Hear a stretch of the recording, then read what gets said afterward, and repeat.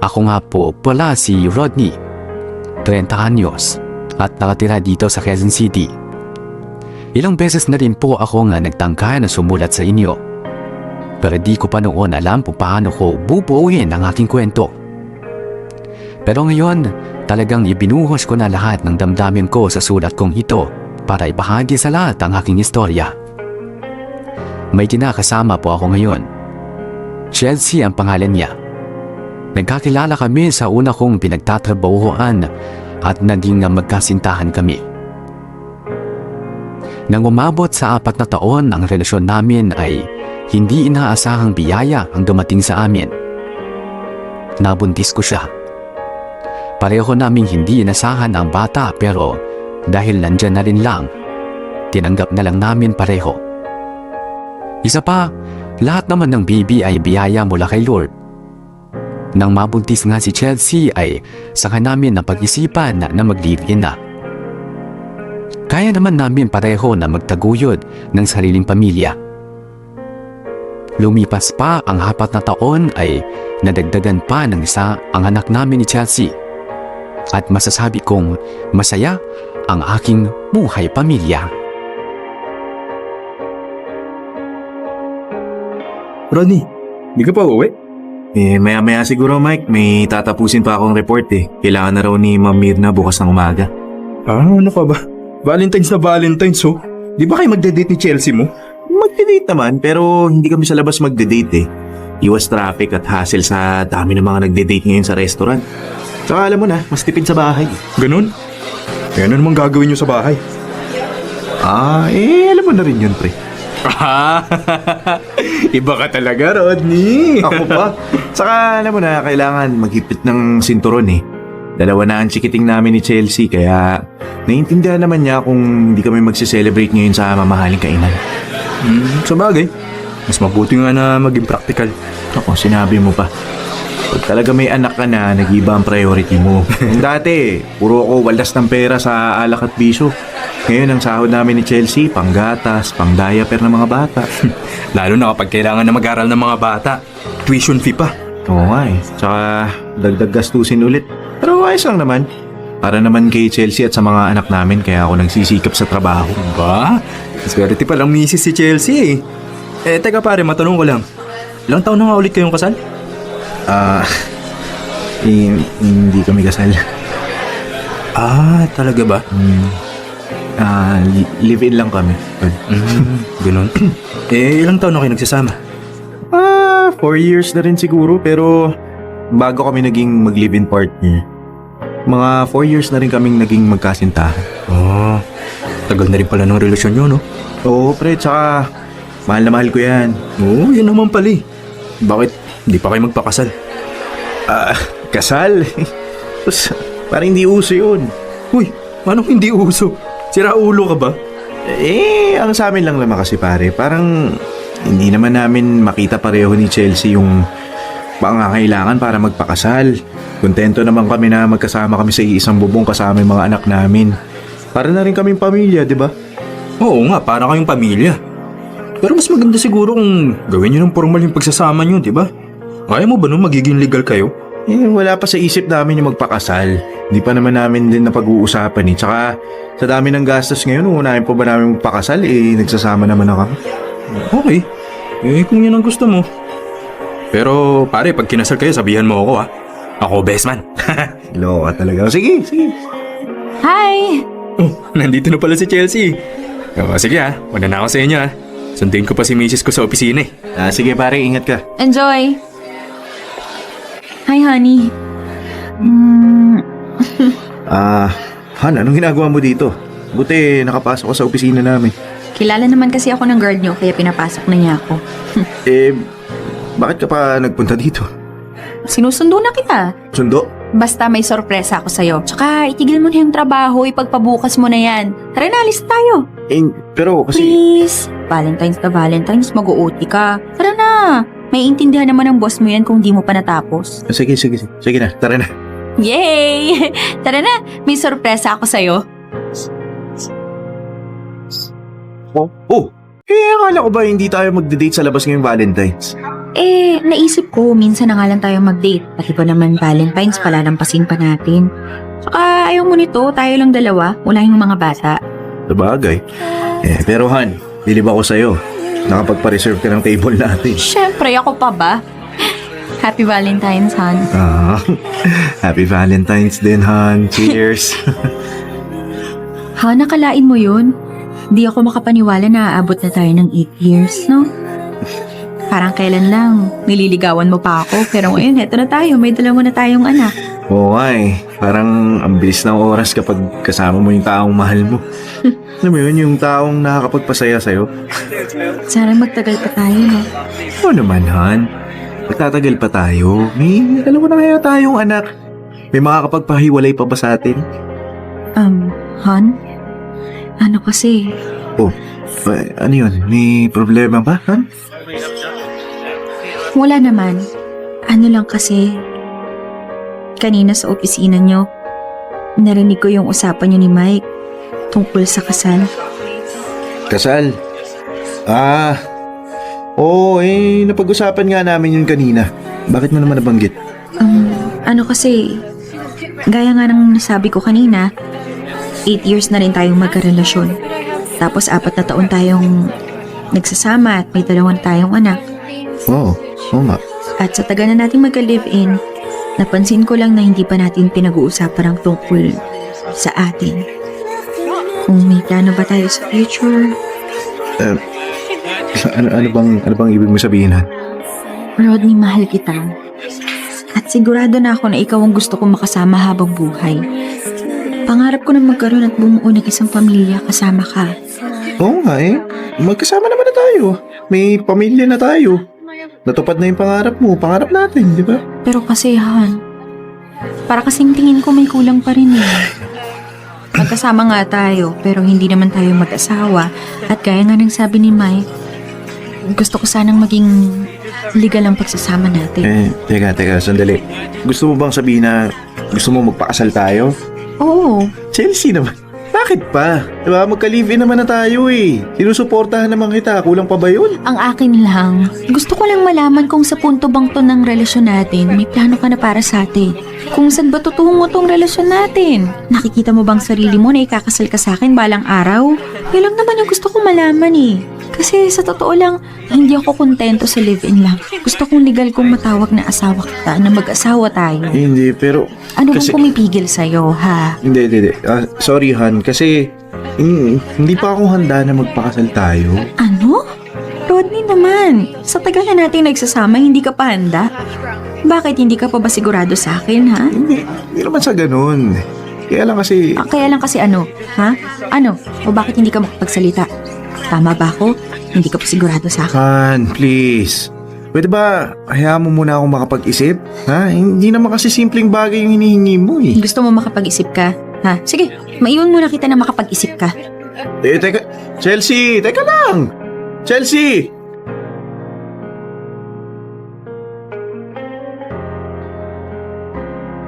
Hindi ko inasahan na noon pa pala gusto ni Chelsea na magpakasal kami. Humahanap lang siya ng tamang tiyempo na sabihin sa akin ang tungkol sa bagay na yun.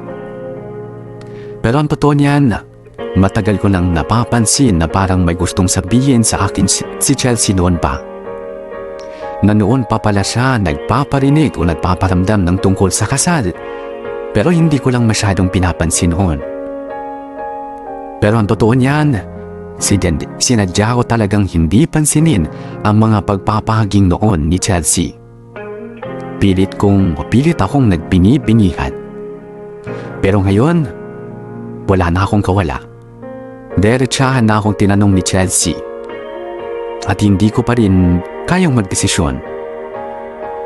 Mahal ko siya, pero di ko kayang ibigay pa sa ngayon ang hinihingi niyang kasal. Pero pag hindi ko naman ibinigay yon ay baka tuluyan siyang mawala sa akin. Gulong-gulo ang isip ko. Kaya minabuti kong tawagan ang tingin kong makakatulong sa atin sa pag-iisip.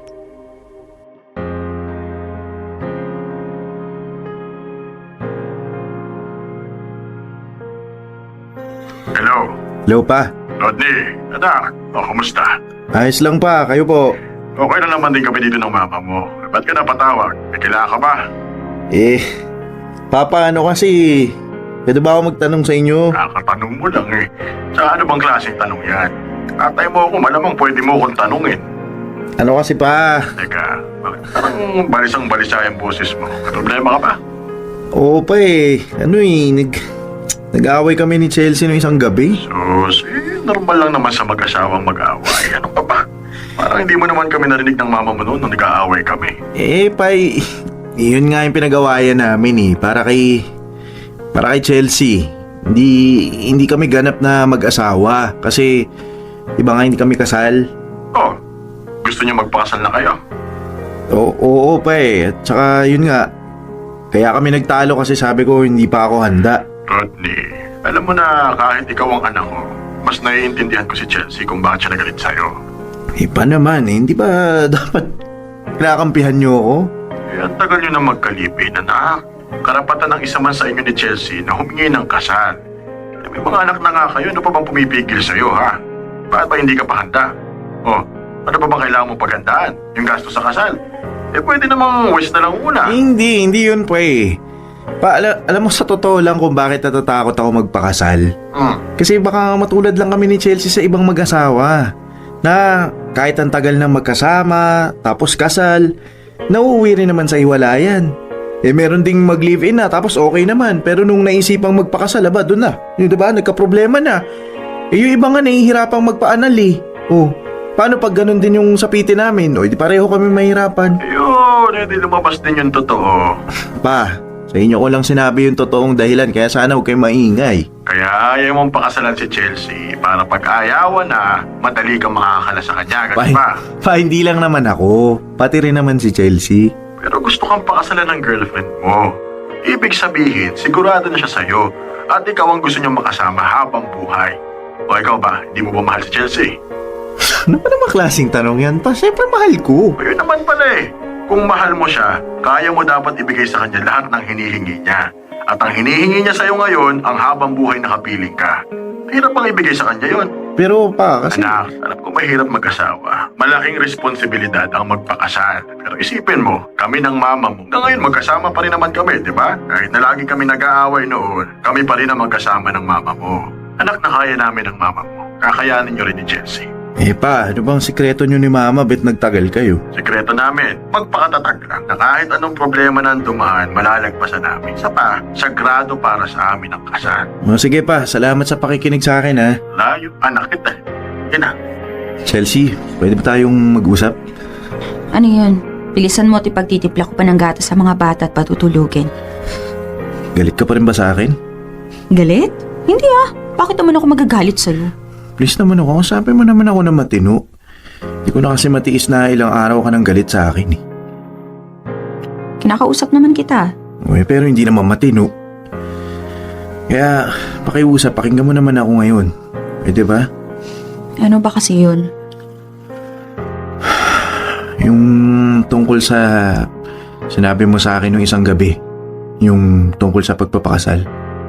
O anong meron doon? Bakit inuungkat mo na naman? Nagets ko naman yung gusto mong iparating kahit na hindi mo sabihin. Ayaw mo magpakasal tayo. Paano kung sabihin ko sa yung nagbago na ang isip ko? Teka, ibig mong sabihin? Na gusto ko na magpakasal tayo. Oo. Han, gusto ko na magpakasal. Kaya, Chelsea, will you... Yes! Teka naman, patapusin mo naman ako. Sorry. Sige na, ituloy mo na.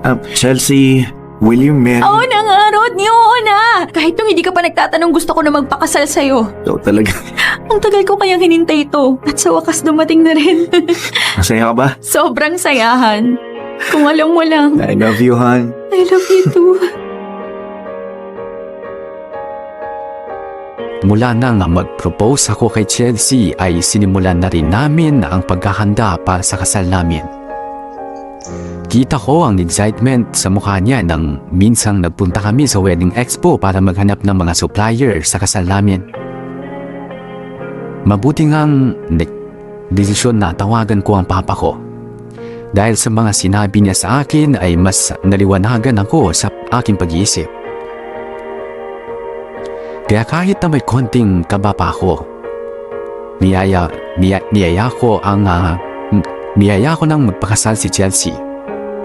Mahal ko siya at dapat kong ibigay sa kanya ang kasal na talagang hinihingi niya para mapatunayan ko ang pagmamahal ko sa kanya. Sandali lang, papunta na. Rodney, anak. Pa, napadahalaw kayo. Tara, pasok kayo. Salamat, pasok. salamat. Chelsea, halika dito sa salas. Nandito si Papa. Papa, Oh, Chelsea, kamusta ka? okay naman po. Mano po? Kawaan ka ng Diyos. Han, okay lang ba kung ipaganda mo muna si Papa ng makakain? Malamang galing pa siya sa mahabang biyahe. Tamang-tama, magluluto na rin ako ng hapunan natin. Sige, punta na muna ako ng kusina na makapagluto na. Sige, Han. Okay. Basta, tawagin mo lang ako kung may kailangan ka, ha? Okay, Han. Sige pa, magluluto lang po ako. Mamaya na po tayo magtsigahan, ha? Sige, Iha. Pa, napadalaw kayo sa amin. Ano kasi anak pwede bang dumito muna o tumuloy sa inyo? Ba, oo naman pa. Welcome naman kayo dito eh. Pero, bakit? May sadya ba kayo dito sa Manila? Ano kasi anak, may asikasuhin lang ako mga papeles ko. Alam mo naman, malapit na ako mag-retire sa trabaho. Kaya ngayon pa lang inaayos ko na yung mga kailangan kong dokumento. Para pag naisipan ko na magretiro, may matatanggap akong benepisyo. Ganun ba pa Teka, alam mo na ba yung mga pupuntahan mo mga government agencies? Gusto mo, sama kita bukas. Naka-leave naman ako sa trabaho. Hindi na anak. Kaya ko naman mag-isa maglakad ng mga papeles ko. Pa, baka maligaw kayo dito sa Maynila, lalo na kapag commute. Kahit nga ako naliligaw pa rin minsan kahit ang tagal ko na nakatira dito paano pa kayo? Anak, huwag ka na mag-alala. Kaya ko naman sa sarili ko Isa pa may kikitain din ako kaibigan dito. Kaibigan? Pa, sino yun? Isa ba yan sa mga ninong ko nung bata ako? Baka pwede ko siyang kunin na ninong sa kasal namin ni Chelsea. Hindi mo to kilala, anak. Ganun ba? Okay. Sige pa, tulungan na muna kita sa mga gamit mo. Daling ko na sa magiging kwarto mo. Sige anak, salamat. Han, ang ganda ng pinanood nating movie, no? Oo, na-enjoy ko rin naman.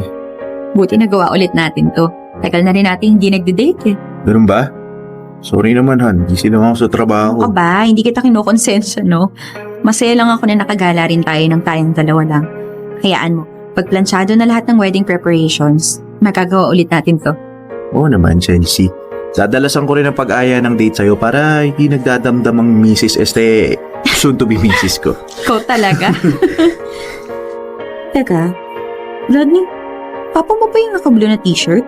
Yung nakatayo sa tapat ng CR? Fan? Oo nga, no? Papa nga yun, ang ginagawa na dito sa mall. Parang may inaantay siyang tao na nag-CR, Tara, lapitan na lang natin. Sige.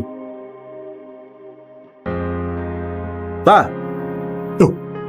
Anak, anong ginagawa niyo ni Chelsea dito? Namasyal, tsaka nanood ng sine kayo. Kwan, namasya lang din.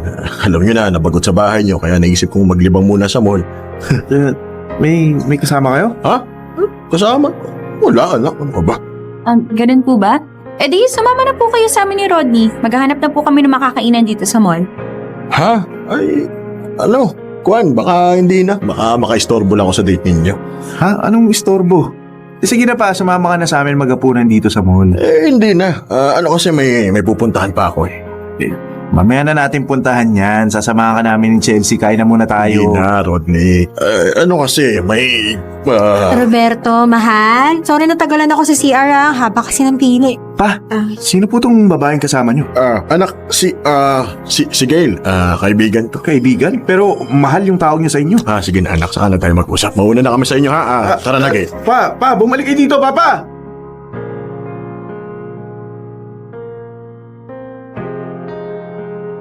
Gusto sanang burahin sa alaala ko ang nakita kong yun.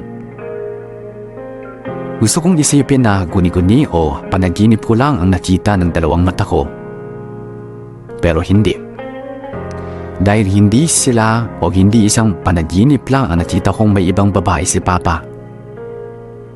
Yung taong nahinangaan ko at nagpaniwala sa akin na may mga mag-asawang tapat pa pala sa panahon na yon.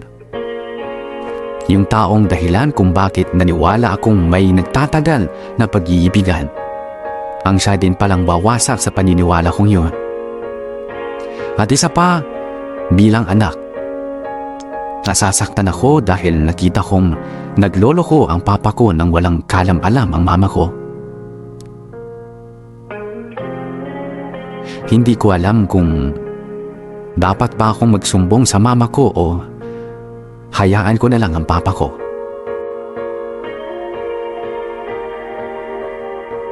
Ngayon, dalawang bagay ang gumugulo sa akin. Kung sasabihin ko ba sa mama ko ang ginagawa ni papa at kung itutuloy ko pa ba ang kasal namin ni Chelsea. Alam kong mali na maapektuhan kami ni Chelsea. Mahal na mahal ko siya.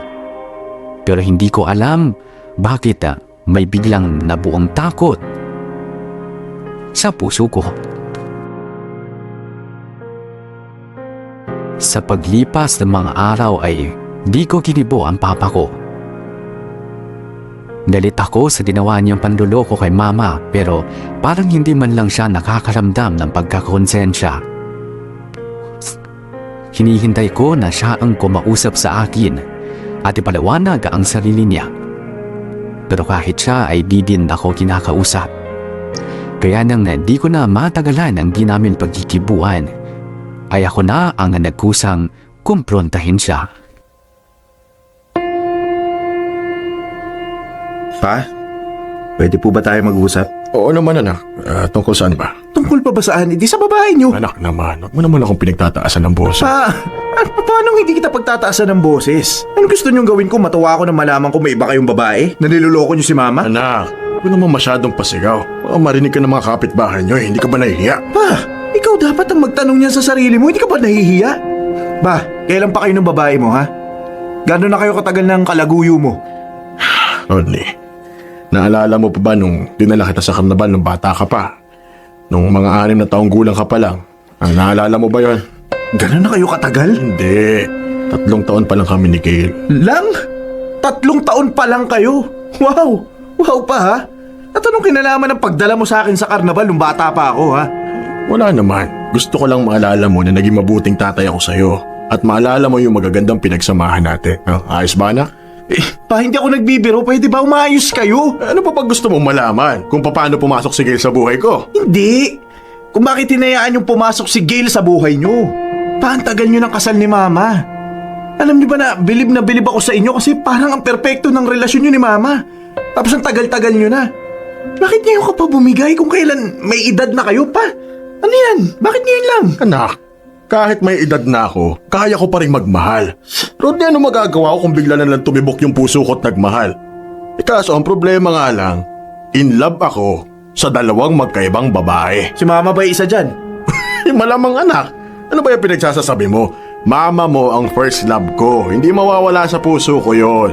First love pero may kahati. Anak, pasensya ka na ha. Kung nabigo kita sa expectation mo sa amin ng mama mo, pasensya na. O sa akin. Pero anak, hindi naman kasi ako perpektong tao. Kahit magulang na ako, nagkakamali pa rin ako. Nung bata ka, at siguro kahit ngayon, ang tingin mo sa akin, superhero na malakas, matibay. Pero Rodney, kahit magulang na ako, may kahinaan pa rin ako. At pasensya ka na kung bumigay ako sa kahinaan ko. Pasensya na kung nabigo kita. Hindi pa, kasi hindi ko lang kasi maisip na yung mga magulang na tiningala ko, yung tatay na iniidolo ko pagdating sa pagmamahal, pag-aalaga kay mama, hindi ka na pala yung ganun tatay na nakilala ko nun. Ang tingin ko kasi sa inyo noon ni mama, ang tingin ko sa mga magulang, mga perpekto, na kakayanin ang lahat ng pagsubok. Pero alam mo pa, tama ka eh. Tao rin kayo, nagkakamali rin kayo. Kaya nga bilib ako sa iyo, anak. Kasi ikaw, nagawa mong maging loyal kay Chelsea na hindi mo nagawang tumingin sa ibang babae. Bihira lang mga ganyan lalaki. At proud ako sa iyo lalo na kasi papakasalan mo na siya. Matapang kang panagutan na siya habang buhay. Samantalang ako natuwag ako. Malakas ang loob kong magmahal ng 2 babae pero ni isa sa kanila hindi ko mabitiwan. Dahil nga natatakot ako mamili. Papa, Bakit anak? nandito si Gail, nasa salas, nahanap kayo. Nandito si Gail. Gail, bakit yun nandito? Naiwan mo kasi yung cellphone mo sa boarding house ko. Yung anak mo lang naman na si Rodney ang pwede ko matext dito. Kaya tinanong ko sa kanya kung pwede ba akong pumunta dito para maibigay yung phone mo. O ito na nga pala. Salamat. Sige, ayun lang naman yung sinadya ko. Mabuti pa, umalis na ako. Sige, Teka. Lalakad ka ng ganyang kalakas ang ulan at gabi pa. Delikado na sa daan. may jeep pa naman ako masasakyan o kaya taxi. Kahit na, delikado pa rin. Wala naman akong choice eh. Saan mo ako gustong tumuloy nito? Pwede naman tayo mag-hotel na lang malapit dito. Ano? Mag-hotel tayo? Teka lang, magbibihis ako. Teka. Anong hotel yung pinagsasabi nyo, ha? Hindi kayo mag-hotel. Walang mag-hotel. Teka nga, bakit mo kami pinagbabawalan mag-hotel? Anong gusto mo? Umuwi sigil ng ganito kalakas ang ulan? Yun lang ba problema? Sige, wala problema. Dito muna sa bahay magpalipas ng gabi si Gail. Baka kung ano pang gawin nyo sa hotel eh. Kung dito kayo, mababantayan ko pa kayong dalawa. Teka nga anak, ano ka mo? Babantayin mo kami. Narinig mo ako. Wala akong pake kung tatay pa kita. Pero ngayon nasa pamamahay kita ako ang masusunod. At isa sa mga utos ko, bawal kayo matulog ni Gail na magkasama. Teka, ano ba? Wala nang pero-pero. Tayo ang magtatabi sa kama. Ikaw naman, Gail. Doon ka kasama ni Chelsea. Wow, ang stricto ha. Parang parents ka lang nung bata ako. Chelsea! Bakit, Han? Dito muna makikitulog ang yung kaibigan ni Papa. Pwede bang kayo muna magsama sa kwarto natin? Okay, Han. Rodney, salamat ha. Salamat sa pagpapatuloy mo sa akin ngayong gabi. Tara na po. Okay. Anak, salamat ha. Pinatuloy mo sa bahay mo si Gail kahit na, alam mo na, Pa, ngayon lang kita pagbibigyan. Pero bukas kailangan mo nang maitigil to, ha? Tama mo na yung pagkakamali mo. anong matigil? Paano itatama? Ano pa ba? Tigil mo yung pakikipagrelasyon mo dyan sa Gail na yan. Tagal-tagal mo na niloloko si Mama. Hindi ka pa nakukonsensya. Tingin mo ba hindi ako nagigilty? Pero hindi ko rin kaya makipaghiwalay kay... Pues, edi umamin ka kay Mama. Sabihin mo sa kanya lahat ng tungkol sa inyo ni Gail. Huwag mo siyang ginagawang tanga. Pero anak, hindi Wala akong pake. Ano pang dahilan mo? Sige, pumasok ka na sa kwarto. Pasok! Ng mga panahon na yun ay para bang mas magulang pa ako kung masta sa papa ko. Para bang mas matured akong mag-isip kaysa sa kanya. Mahirap pala bilang isang anak ang ako naman ang magdisiplina ng magulang ko. Nang gabing yun ay nakilala ko rin ang tabit ni Papa na si Jay. Maniwala ka sa hindi. Pero masasabi kong mabait naman pala si Jay. Hindi siya yung iniisip kong tipikal na mga kabit na matapang ang ugali. Matalino din siya at alam mo nga may pinag-aralan naman. Kung hindi lang siya kabit ng papa ko, masasabi ko nga pwede kaming maging magkaibigan dahil halos kaedad ko lang din siya. Hindi na ako magtataka kung bakit masaya si Papa sa kanya. Pero mali pa rin na may ibang babae si Papa. At hindi ko na kaya na ilihim pa ito at itolerate ang maling ginagawa ng Papa ko. Hello? Hello, Ma. Oh, anak, kumusta? Napatawag ka? Ayos naman po ako. Kayo po dyan sa Quezon. Okay lang din ako dito, anak. Ang papa mo ba, kumusta dyan? Aba, napasarap yata sa Maynila. 2 linggo na siya dyan. At bihirang tumawag sa akin o mag-text man lang. Busy kasi si Papa sa paglalakad ng papeles niya. Alam mo naman, matagal umusad ang dokumento sa dami ng tao dito sa Maynila. Ganun ba? O, teka. Kasama mo ba ang papa mo dyan? Usapin ko nga muna. Ma, nasa opisina po ako eh. Wala pa kasi ako masyadong ginagawa kaya tinawagan kita. Aba, kasweet mo namang bata ka, oo. Naalala mo ako. Pwede ba naman kitang makalimutan, Ma? Teka muna, anak. Tungkol sa kasal niyo ni Chelsea, sigurado ba kayo na kaya niyo lahat gastusin? Oo naman, Ma. Simple lang naman yung magiging kasal namin. Anak, syempre, bilang magulang mo, gusto ko rin tumulong sa paghahanda at gastusin sa kasal niyo. Lalo na at ikaw ang lalaki. Alam mo naman sa kultura natin, pamilya ng lalaki ang dapat mas malaki ang gastos, di ba? Ma, huwag niyo na alalahanin ang kasal namin. May ipon naman kami ng papa mo para sana pandagdag sa gastusin niyo sa kasal. Ma, itago niyo na lang yan. Kaya pa naman namin ni Chelsea ang gastusin. May ipon din naman kami. Ang isipin niyo na lang kung paano kayo makakapunta sa kasal namin. Nako, alam mo ikaw, nakakatampo ka na. Oh, bakit, Ma? Anong ginawa ko sa inyo? Para bang ayaw mo kaming patulungin sa kasal niyo? Ore Rodney ha, ikaw ang unang anak ko na ikakasal. At inihintay ko ang araw na makasal ka. Kasi gusto ko bilang nanay mo, makatulong kami sa preparasyon. Kaya nga pinag-ipunan din namin ng papa mo ang pera para panggastos sa kasal niyo. tapos ayaw mong tanggapin. Ay nako, si mama talaga. Hindi naman sa ganun. Pero kung talagang mapilit kayo, sige, tatanggapin na namin ni Chelsea yung tulong nyo. Ay mabuti naman kung ganun.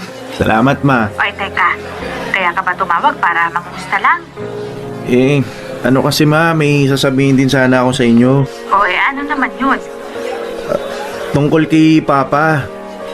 Hindi ko alam kung paano sasabihin sa inyo eh. Anak, ano ba kasi yan? Hindi ko gusto yung tono mo. Nag-aalala tuloy ako. May nangyari bang hindi maganda sa papa mo? Ma, okay lang naman si Papa. Huwag kayo mag-alala. Kasi naman, yung paraan ng pananalita mo, nakakakaba na. Ano ba kasi yung sasabihin mo, ha? Ma, may ibang babae si Papa. Ma, sorry kung ako ang nagsabi ng masamang balita. Kaso, hindi ko na kasi kaya eh. Nakukonsensya ako sa tuwing kinikita ni Papa yung babae niya. Ma, okay ka lang ba dyan? Nandiyan ka pa ba? Ma. Nandito pa ako, anak. At alam ko may ibang babae ang papa mo. Ano? At matagal ko nang alam ang tungkol sa kanila ni Kate.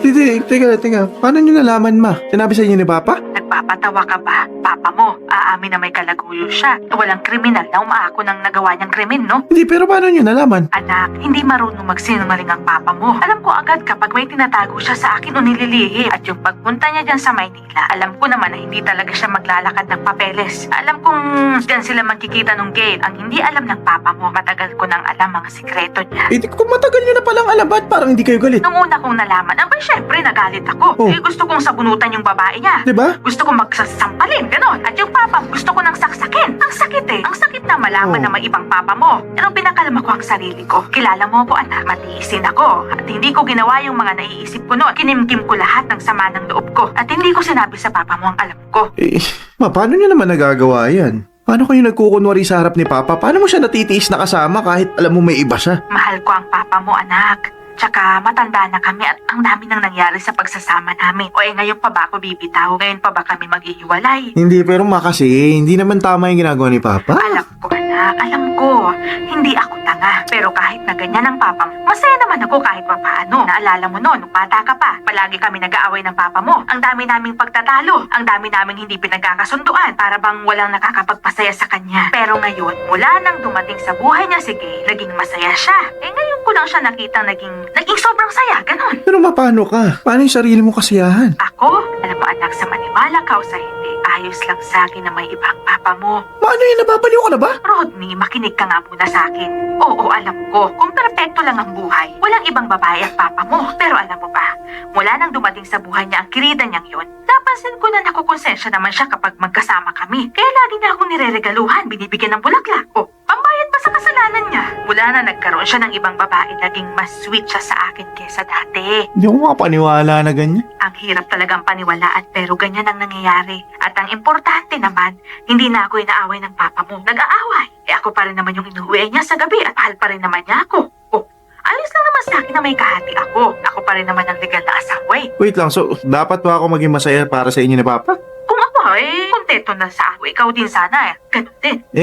Nakita ko na pala kabit ni Papa. Talaga ba? Anong masasabi mo? Kahit na mas bata yun, di hamak na mas maganda ka pa rin kaysa sa kanya, ma. Alam ko anak, syempre alam ko yun.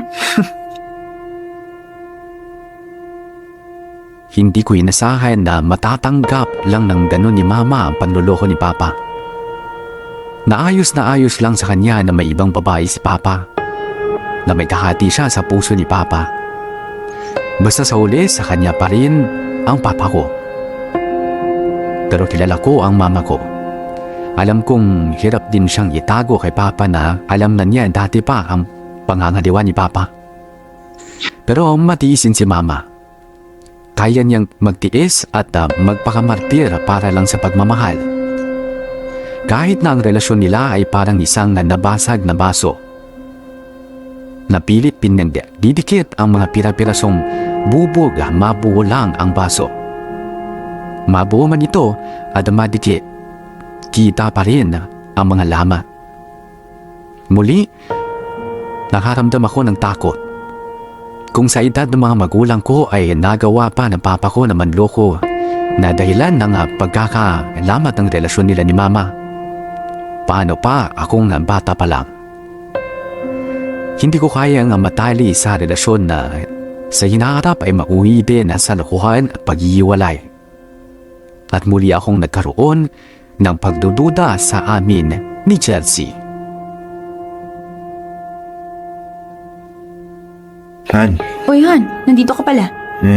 sorry late ako ha. Hindi ko tuloy naabutan yung wedding coordinator natin. Ayos lang, Han. Naiintindihan ko naman. Salamat sa pag-intindi, love. Alam mo naman yung boss ko, pinapatapos lahat ng magagawa kong tapusin na trabaho para walang madelay sa pag-leave ko sa trabaho sa honeymoon natin. Ay nako, yung boss mo na yan, sinusulit ka talaga, no? Ganun na nga. Pero Han, pwede bang makiusap sa'yo? Ano yan? Kung okay lang sana, bawas-bawasan mo ng pag-OT mo tsaka pagpasok ng weekends. Ang dami mo na rin kasing namimiss na meeting sa wedding planner natin tsaka ibang supplier ng kasal natin. Kaya nga pasensya ka na muna ha. Hindi kasi talaga maiwasan na magtrabaho din kahit off ako O kaya mag-OT. Dami rin kasing nabibinbin na trabaho. Tapos magli-leave pa ako pag nag-honeymoon tayo. Sa bagay. Pero kung may gusto ka pang idagdag na idea para sa kasal natin, tulad ng mga kanta, yung setup ng simbahan at reception, pwede mo naman daw tawagan yung wedding coordinator natin. On call naman daw siya. Sige. Pero sa totoo lang, tiwala naman ako sa mga ideas mo Alam ko namang pagdating sa ganyan, lagi naman magaganda yung naiisip mo. Nakus naman, bilib na bilib sa akin ang soon-to-be asawa ko Pero tandaan mo, team effort tong pagpaplano natin ng kasal. Basta pag may naisip ka, ikonsulta mo sa akin at mali mo mag-work, di ba? Sige. Parang kailan lang magka-live-in lang tayo Tapos nag-away pa tayo nung sinabi ko sa yung tungkol sa kasal. Tapos ngayon, 1 buwan na lang, ikakasal na tayo. Oo nga, honey. Sa totoo lang, kinakabahan ako na excited. Alam mo yun, mixed emotions. Ba't ka naman kinakabahan? Dahil di ka pa sigurado sa akin? Sira, syempre hindi yun. Basta mahirap i-explain. Ikaw ba, anong nararamdaman mo? Ako? Ano kasi honey? Teka, parang hindi ka mapakali May problema ba? Kasi may gusto sana akong sabihin sa'yo. Sige, tungkol saan ba yan? Dito, tungkol sa kasal natin. Bakit? Anong meron? May naisip ka bang idea? May request ka ba? Chelsea, baka... Ano man pwedeng i-postpone muna natin yung kasal? Teka, ano? I-postpone?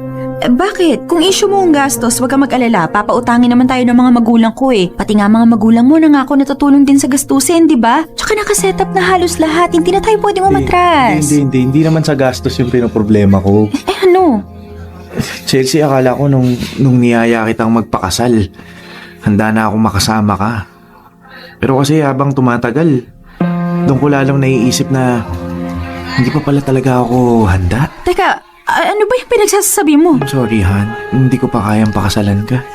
Han, pwede bang kumalma ka? Normal lang yan, okay? Normal lang sa ikakasal na kabahan habang papalapit na ang araw ng kasal. Hindi, Chelsea. Alam ko yung nararamdaman ko. Okay? Hindi lang simpleng kaba. Hindi talaga ako handang pakasalan ka ngayon. Rodney naman.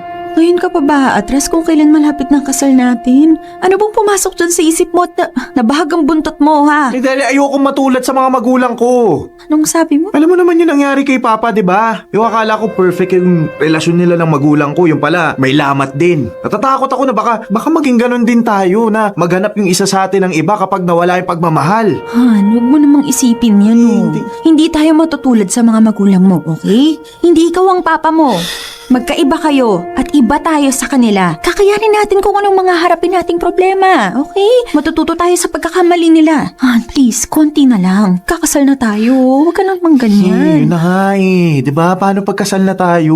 Yung mga magulang ko, hindi nila mahiwalayan ng isa't isa dahil wala naman na silang choice. Dahil nakatali na sila sa isa't isa dahil kasal sila. Paano kung isa sa atin mawala ng pag-ibig tapos gusto ng kumalas? Pero hindi naman makalis dahil kasal na tayo, di ba? Saka, okay naman tayo nung nagli-live-in tayo, di ba? Wala naman tayong problema nun Bakit bigla na lang kasing naisip mo na magpakasal? Rodney, naririnig mo ba yung sinasabi mo, ha? Nasasabi mo talaga yan at sa harap ko pa? Bakit? Sa tinagal-tagal natin magkasama hanggang ngayon hindi ka pa rin sigurado sa akin? Kinestyon mo bang pagmamahal ko sa'yo? Hindi sa ganun. Ano? Nagkakaroon ka na ba ng pagdududa sa sarili mo kung mahal mo pa ba ako? Na sa tingin mo may hangganan yung pagmamahal mo sa akin? Na kapag isang araw nagising ka at nasasabi mong hindi mo na ako mahal, madali ka makakawala kasi hindi naman tayo kasal. Ano? Hindi ka makapagsalita kasi totoo. Sorry. Sorry, mahal kita. Pero hindi pa kasi ako handa magpakasal eh. May takot pa rin ako sa sarili ko. Kung mahal mo ko, hindi ba dapat walang pero-pero? Kasi kung may pero ka, may mga alinlangan ka pa. Hindi mo ko kayang mahalin ng buo. At kung hindi mo ko kaya mahalin ng buo, mabuti pa, maghiwalay na lang tayo. Chelsea, wag naman ganun. Hindi. Wala eh. Wag mo naman gawin yan. Hindi, Rodney. Uy. Hindi na kita kayang pakisamahan pa ngayong alam ko nang hindi mo pa kayang ibigay ang buong pagmamahal mo sa akin. Kasi ako handang-handa ko ibigay sa yung lahat ng pagmamahal ko. Chelsea, pag-usapan naman natin to. Chelsea. Wala na muna tayong dapat pag-usapan. Harapin mo na lang ako ulit kapag handa ka ng pakasalin ako. Sige na, maiwan na kita. Naghiwalay kami ni Chelsea ng gabing yun. Umalis siya na sa tinutuluyan naming bahay kasama ang mga anak namin at umira muna sa bahay ng kapatid niya. Madalas ko siyang puntahan doon para pakiusapan na umuwi na pero madiin ang pagtanggi niya. Uuwi lang siya kapag kaya ko nang ibigay ang hinihingi niya. Ang kasal na hanggang ngayon hindi pa ako handang ibigay dahil sa takot ko. Mahal ko si Chelsea. Mahal na mahal ko siya. At ayaw ko siyang mawala sa akin. Pero hindi ko pa kayang ibigay ang hinihingi niya sa ngayon. Hindi ko na alam ang gagawin ko. Kaya napasulat ako para humingi sana ng payo sa inyo at sa mga tagapakinig. Kung ano ba ang dapat kong gawin, mapabalik lang sa akin si Chelsea.